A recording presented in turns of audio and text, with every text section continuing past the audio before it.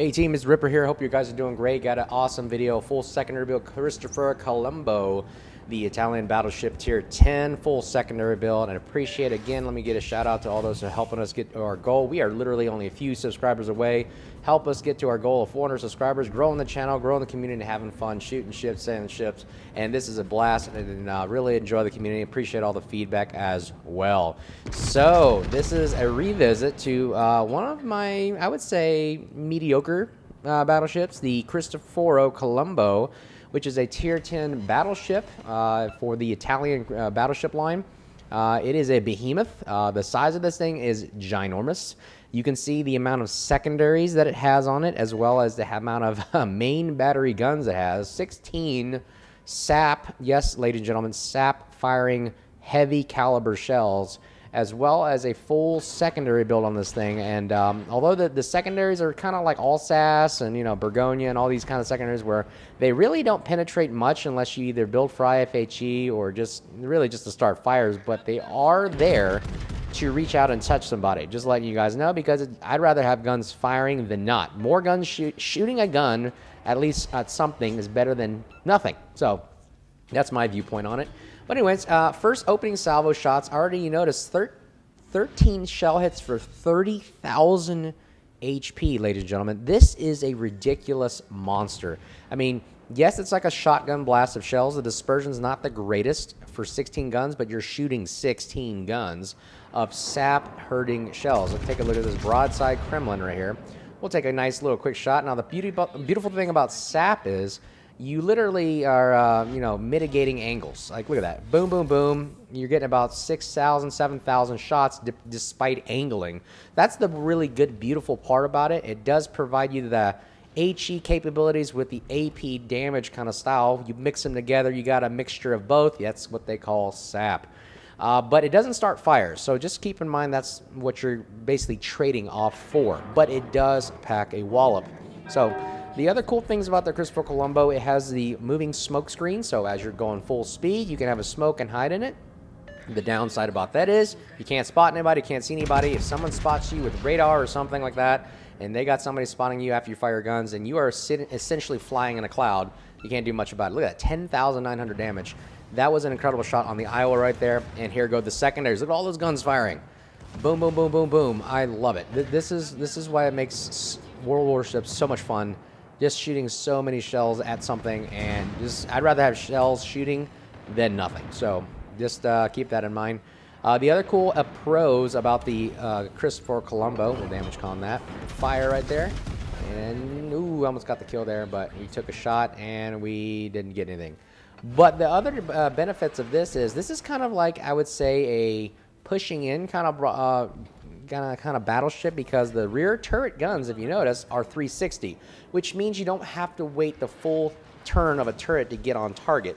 And I like that. I like guns being able to get on target the quickest possible to provide the maximum firepower and to use you as a weapon system rather than not, and being, I would say, out of the game due to maneuvering and positioning and turning. You notice I'm using the smoke screen here. It's kind of like your get out of jail free card. When you make a mistake, you want to show broadside and turn away. This is what you can see the demonstration of this tactic is really allowing you to do. It also allows you to push in a little bit closer. Now, I didn't really build it for concealment as good. I mean, my concealment is 16.7, which is horrendous. But the more I get the commander built up, you can build the concealment down a little bit lower. We take a shot at it in the smoke. You notice as I shoot, the plume while firing in smoke grows, so people are spotting me while I'm in smoke. So it's a bad thing if nobody else is spotting for me. I can't see anybody else if I'm alone. But as long as I have a team that's spotting for me, it's okay. I use the smoke screen to my advantage to retreat right now, kite away, and so you see the rear turret guns are always facing in the direction that I truly desire, while the front facing, because I did a 360, or a 180 that is, the guns have to basically come back around to face the opposite side of my ship. Let's see here, we're about 13 minutes left in the game, 64,000 damage, and this is a high damage game, ladies and gentlemen, with the Cristoforo Colombo. Now, if you notice, this was back in the day, I would say a couple months ago I recorded this video where we had the arms race, where, you know, these little circles in the middle of the map popped up to increase your either heal or your rate of fire. This is kind of that situation right there. A little disadvantage because, or I would say advantage, is that my ship is healing a little bit due to that. And we get a nice little shot of Yoshino. So normally in a random battle, you wouldn't get free healing without using your heals. But again, this is arms race. They give you, you know, a little bit of healing that's unrealistic. But it's fun. Got another fire on us as well. We are going to basically push back down south to help out our team. As you notice, the red team is basically holding the middle of the map, waiting for the key area to appear. But we're going to try to kite away and push back and avoid the torpedoes. Again, not the most maneuverable ship in the game. It's big, it's clunky, and it's massive. So, I mean, you can start tons of fires on it, and you can't really tank as much damage. You're not very tanky. Look, you see I'm taking just shots here and there. You're getting fire started on all of us. It's pretty bad. But we got to kill somebody really fast with these 16-inch guns. Hopefully this is Yoshino going full broadside to a Colombo. Very dangerous. Look at that. Dispersion not as great, but you just got to get a couple on target, and boom! 23,000 damage. I bet you he felt that. That hurt a bunch. So we're going to again kite back out. Hopefully our team will see that Yoshino heavily damaged and help us out here. We're going to use the rear turret guns mostly to help keep eyes on target. But pretty much the gameplay is now the key area is developed that we have to push back in and just kind of stay in a standoffish range outside of our concealment. You notice our concealment now is 14.0. That is due to the fact that, yeah, that's what I actually did build for concealment. So forgive me, I did build concealment. So you get this thing about 14.0. That's not bad. That's actually standard for a battleship. Yoshino finally goes down to the Zhao, and we are pushing back in, and hopefully we can help out our team right here. And, ooh, it looks like we have a Thunderer trying to flank us on the left. While the rest of our team is kind of hiding in the middle to the south of the cap point. We're going to try to choose our targets here. Who can we eliminate off the map to help out our team? The Kremlin looks tempting. Yoshino is always tempting, but he's angling away. Looks like we got a broadside Kremlin. You notice I also built for the quick spotter planes. I'd rather have quick spotter planes and more of them than long, short spotter planes that don't really do much and kind of have to wait for a long cooldown. And that's what I don't like about that. So I built it for more spotter planes so that last short burst, if you will, to give you that more flexibility in the game. Right now we are kind of neck and neck right here. 10 minutes left in the game, even on points. So this is pretty much a stalemate right here, and we're just kind of waiting to see who gets blapped off the map right here. We got another broadside Yoshino. Take a quick shot on the sap shells, and hopefully they connect. Ooh, this is looking good. Boom! You get about 6,000-ish, 7,000 damage-ish around there. That's pretty good. We're going to use this island cover to get away from the threats. A couple other things I like about the Christopher Colombo. I mean, again, it's kind of like a standard battleship. It isn't maneuverable. It's standard battleship maneuverability. It's like kind of like a Montana to me. Ooh, we got this nice little Kremlin showing roll broadside right there. His little commander perk activated. We take a quick shot before our targeting system goes away. And do we get it? Nope. Kremlin is blapped by the GK. We now have a ship advantage. So we are now going to push back in. It's all about knowing positioning and when to push back in. When you notice your team is making an effort to actually change the tide of the game, this is the best time right now to push. We have not only a lead in points, we have a lead in ships, and I can literally single out, now that we have an advantage, other ships as well. So I basically look at the map and I see that Thunder is probably being singled out right now. So we're going to just start heading towards him while we take free shots at the Yoshino. Again, see how we're pushing in? The guns are all facing forward. Boom! I like that right there. About 5,000 to 6,000 damage-ish. I signal my team to start shooting at him and get him off the map. He is low health while we push in towards the Thunderer. I still have a smoke if I do need it to push back out away if I need to escape. We are now going into our concealment, and somebody run aground. That island right there is literally a magnet for the Bermuda Triangle. They are literally sucking in ships and getting them stuck right there and showing broadside of all things. We took a quick, nice shot broadside, pop the smoke, go undetected, hopefully. And boom! Rip him away. RIP back to Porty.